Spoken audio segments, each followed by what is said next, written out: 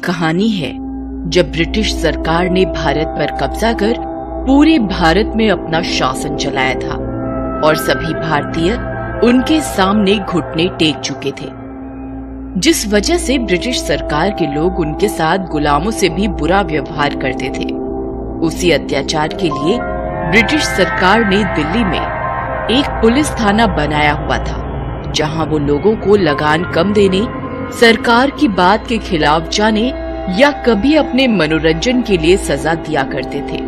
तो कभी कभी लोगों के मन में अपना डर बनाए रखने के लिए उन्हें मारकर वहीं पुलिस थाने के गेट पर लटके फांसी के फंदे पर भी लटका दिया करते थे, जिस वजह से वहां रहने वाले सभी लोग उनसे बहुत डरते थे। सालों तक बहुत संघर्ष और लड़ाई करने के बाद भारत ने तो अपने आप को आजाद करा लिया, लेकिन ब्रिटिश सरकार का वो पुलिस थाना जहां वे मासूम और बेगुनाह लोगों पर अत्याचार करते थे, अब आत्माओं का घर बन गया और वो थाना भूतिया पुलिस थाने के नाम से मशहूर हो गया। तो पांडे, आज की क्या खबर है? कोई नया केस आया?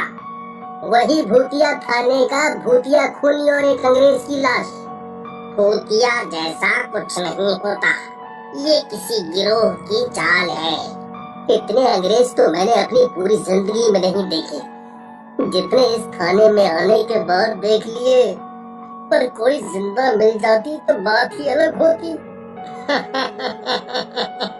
पांडे, सुधर जाओ और केस पर ध्यान दो। देखो कि इस सब के पीछे किसका हाथ है। सर, इस भूतिया थाने का ही हाथ है। कोई भूत है जो बदला ले रहा है। मैं भूत प्रेत को नहीं मानता। जांच शुरू करो। इंस्पेक्टर की बात मानकर पांडे केस की जांच शुरू कर देता है, पर बहुत ढूंढने के बाद भी उसे कहीं से कोई सबूत नहीं मिलता, जिससे परेशान होकर और थक कर उस रात पांडे पुलिस थाने में ही रुक जाते हैं। पुलिस थाने के भूतिया होने वाली बात की वजह से शाम के बाद कोई भी पुलिस अधिकारी या कैदी उस थाने में नहीं रुकता।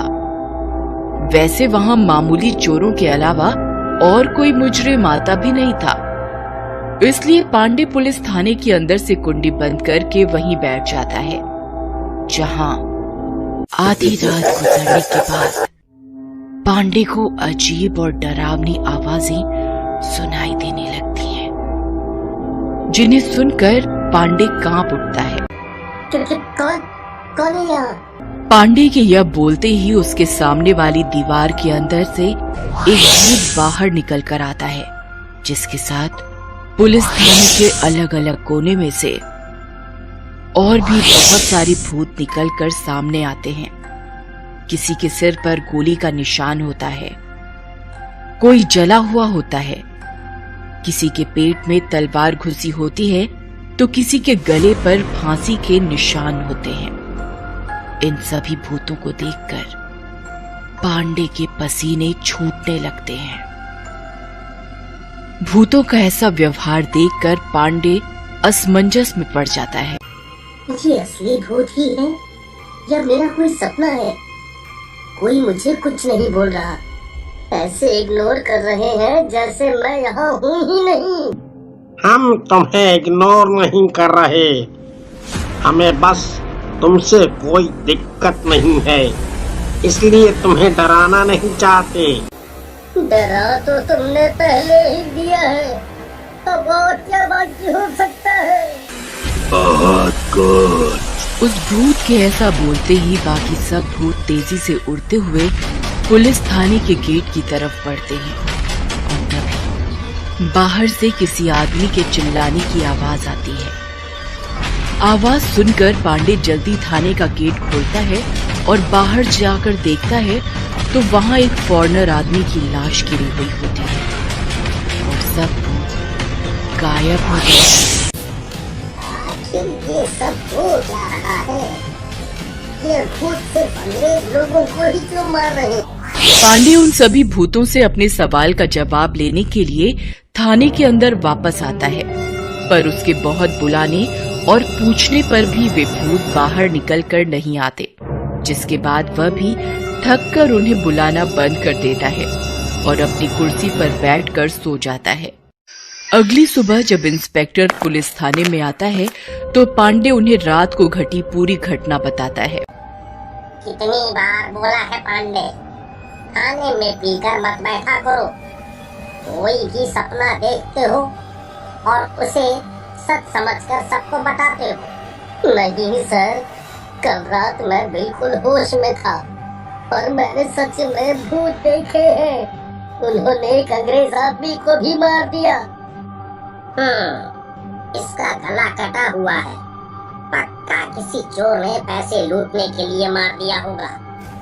रात को इस एरिया में घूमने वाले लोगों पर नजर रखो। और आज मुझे बहुत काम है, इसलिए शाम को मेरी मंगेतर बाहर से आ रही है, तो उसे एयरपोर्ट से लेकर घर छोड़ आना। ऐसा बोलकर इंस्पेक्टर अपनी कुर्सी पर जाकर बैठ जाता है और काम में व्यस्त हो जाता है। इसी तरह सुबह से शाम हो जाती है और पांडे इंस्पेक्टर की मंगेतर को लेने एयरपोर्ट चला जाता है और उन्हें लेकर घर के लिए निकल जाता है। मुझे घर नहीं, पुलिस स्टेशन जाना है। नहीं मैडम, सर को वहाँ बहुत काम है, आपको घर ले जाने के लिए बोला है। मुझे पुलिस स्टेशन ही जाना है, आप वहीं चलिए। एमा के बार बार एक ही बात बोलने की वजह से पांडे उसकी बात मान लेता है और उसे लेकर थाने पहुंच जाता है, जहां एमा के पहुंचते ही इंस्पेक्टर चौंक जाता है, लेकिन उसी के साथ वहां से सभी भूत भी जाग उठते हैं। एमा, तुम यहाँ क्या कर रही हो? तुम्हें सीधा घर जाना चाहिए था। सर, मुझे लगता है अभी आप दोनों को ही जल्दी यहाँ से चले जाना चाहिए। मुझे तुमसे मिलना था, इसलिए यहाँ आई, पर हम यहाँ रुक क्यों नहीं सकते? इसके आगे पांडे कुछ बोलता उससे पहले ही वहां अजीब तरह की घटनाएं शुरू हो जाती हैं। यह सब होते हुए देखकर एमा डर जाती है। इंस्पेक्टर को कुछ समझ नहीं आता और पांडे चिंता में आ जाता है। सर, ये सही नहीं है, मैडम की जान को खतरा है, आप यहाँ से चले जाइए। इससे पहले कि इंस्पेक्टर और एमा पांडे की बात पर अपना कोई रिएक्शन दे पाते, पुलिस थाने के सभी भूत बाहर निकल आते हैं, जिन्हें देखकर इंस्पेक्टर और एमा दोनों हक्के बक्के रह जाते हैं। ये सब क्या है? सर, मैंने तो पहले ही कहा था यहाँ भूत है, और ये भूत सिर्फ फॉरेनर लोगों को ही मारते हैं। उस रात भी इन्होंने मुझे कोई नुकसान नहीं पहुँचाया, पर थाने के बाहर उस फॉरेनर आदमी को मार दिया। ऐसा नहीं हो सकता, वो मेरी मंगेतर है।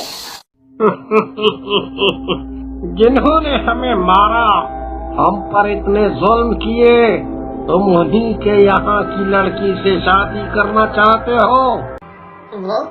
वो पुरानी बातें हैं, आज के समय में उनका कोई मतलब नहीं बनता। तुम्हारे लिए पुरानी बात हो सकती है, हमारे लिए नहीं।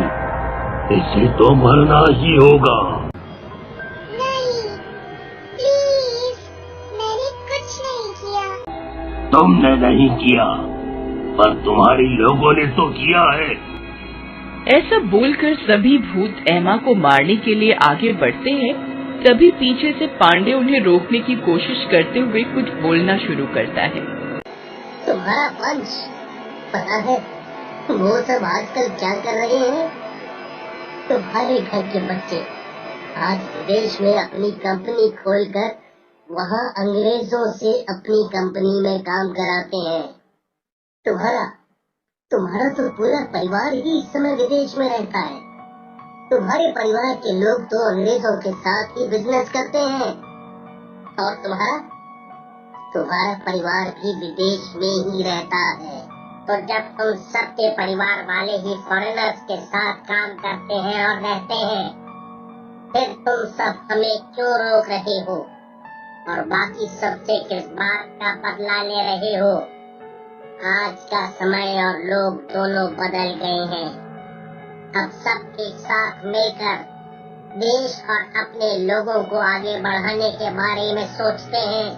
मुझे नहीं पता कब क्या हुआ, पर अगर मेरे देश के लोगों ने आपके साथ कुछ बुरा किया है तो उनकी तरफ से मैं आप सबसे माफी मांगती हूँ। इंस्पेक्टर और पांडे की बात सुनकर सभी भूत हैरान रह जाते हैं और एमा के पास से हटकर दूर खड़े हो जाते हैं। क्या इतने सालों से हम सब जो कर रहे हैं वो सही था? पता नहीं, शायद अपने गुस्से में हमने बहुत गलत काम किया है। अपने बदले में हम भी उन्हीं के जैसे बेगुनाह और मासूम लोगों को मारने वाले बन गए। पर इसमें हमारी क्या गलती है? वो सब तो चले गए और हम यहाँ हमेशा के लिए इस थाने में फंस कर रह गए। नहीं, आप सब भी यहाँ से मुक्त हो सकते हैं। बस अपने मन से गुस्से और बदले की भावना निकाल कर फेंक दो और सबको माफ कर दो। इससे आप सब भी यहाँ से मुक्त हो सकते हैं। पांडे की बात को समझते हुए वो सभी भूत अपने परिवार की खुशी के बारे में सोचते हुए गुस्से की भावना खत्म करते हुए सबको माफ कर देते हैं और खुशी खुशी एमा को लंबी जिंदगी की दुआ देते हैं, जिसके बाद वे सब वहाँ से गायब हो जाते हैं। तुम्हें उन सब भूतों के परिवार के बारे में इतना सब कुछ कैसे पता? मुझे किसी के बारे में कुछ नहीं पता। मैंने उन सब से झूठ बोला जिससे वो एमा मैडम को कोई नुकसान न पहुंचाए। पर अगर उन्हें सच पता चल जाता तो? ऐसा हो ही नहीं सकता था, क्योंकि वो सब भूत बहुत सालों से इसी एक जगह पर कैद थे। बाहर की दुनिया में क्या हो रहा है क्या नहीं, उन्हें कुछ भी नहीं पता था।